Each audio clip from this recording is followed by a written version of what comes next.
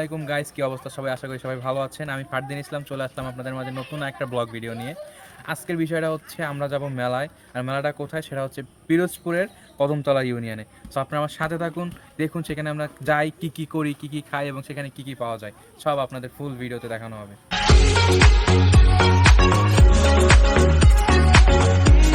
বের হয়ে সোজা চলে আসলাম বলেশ্বর ব্রিজের নিচে, এবং বলেশ্বর ব্রিজের নিচে এসে দেখি এখানে একটা ছোটোখাটো একটা নদী তৈরি হয়ে গেছে, যে নদীর মাঝখানে আমরা বাইক নিয়ে চলে যাচ্ছি। সামনে থেকে একটা কাকু আসতেছে, যে কাকু খুব জোরে আমাদেরকে পানি ছিটিয়ে দিয়েছে। খুব ভারাক্রান্ত মন নিয়ে সোজা চলতে চলতে চলে আসলাম পিরোজপুর শহরের ভিতর। দামোদর ব্রিজের উপর চলে আসলাম এবং সরোয়ার্দী কলেজের সামনে থেকে সোজা চলে গেলাম আমরা বাইপাসের দিকে।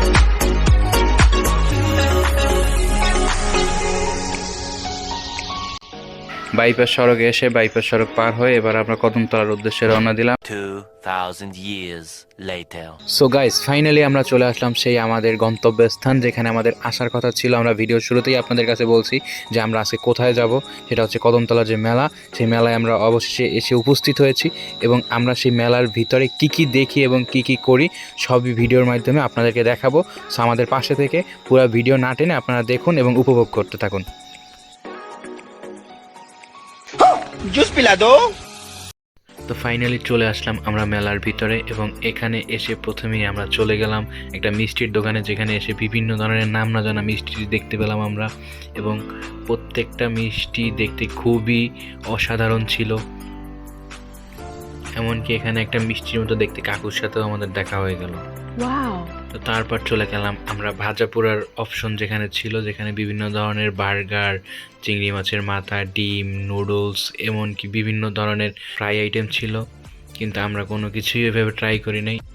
এবং কি একটা নায়কের মতো দেখতে লোকের সাথেও দেখা হয়ে গেল। আমরা চলে আসলাম একটা ট্যাটু সেন্টার, যেখানে মনে করেন বিভিন্ন ধরনের ট্যাটু আঁকা হচ্ছিল। কুসুম ট্যাটু সেন্টার।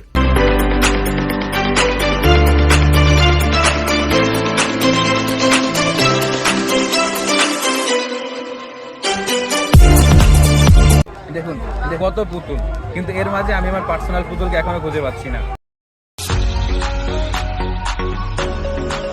পার্সোনাল পুতুল না থাকায় দুঃখ ভারাক্রান্ত মন নিয়ে আমি চলে গেলাম মেলার ভিতরে, যদি কোনো পুতুল দেখতে পাই, কিন্তু পুতুলের দেখা পেলাম না। এমনকি আমরা দেখতে পেলাম বাংলার সেই শাহরুখ খানকে। তারপর দেখতে পেলাম বিভিন্ন ধরনের ফুল এবং একটা ভাই যার মেয়ে সাজার খুব ইচ্ছা ছিল। অনেক ঘোরাঘুরির পরে আমরা চলে আসলাম অন্য একটা দিকে, যেখানে এসে আমরা দেখতে পেলাম একটা ভাই খুব সুন্দর করে মালাইচা তৈরি করতেছে, এবং দেখে আমাদের খুব খেতে ইচ্ছা করতেছিল। অনেকক্ষণ ধরেই চা খাবো করতেছিল মনটা। আশেপাশে দেখলাম অনেকেই চা খাচ্ছে, তো তারপর আমরাও একটা ট্রাই করলাম। সো আসলেই চায়ের টেস্টটা খুবই অসাধারণ ছিল, খুবই ভালো ছিল, যেটা বলার বাইরে। চলে গেলাম আমরা একটা ভাজাপুরের দোকানে, যেখানে এসে আমরা 3টা পেঁয়াজু টাইপের কিছু একটা ট্রাই করি, যেটার স্বাদ খুবই জঘন্য ছিল, কিন্তু দোকানদারের মারের ভয়ে আমাদের সেটার স্বাদ খুব ভালো দিতে হয়েছে। চানাচুরটার স্বাদ খুবই ভালো ছিল, অনেক ভালো ছিল।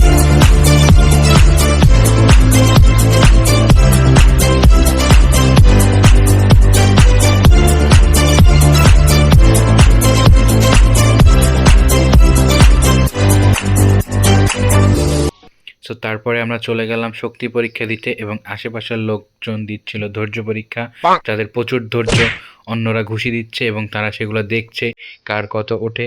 আমার কাছে যদি শক্তি নেই, তারপর আমি একটু চেষ্টা করলাম, জানি না কত কি করতে পারবো, আপনারাই দেখতে থাকুন।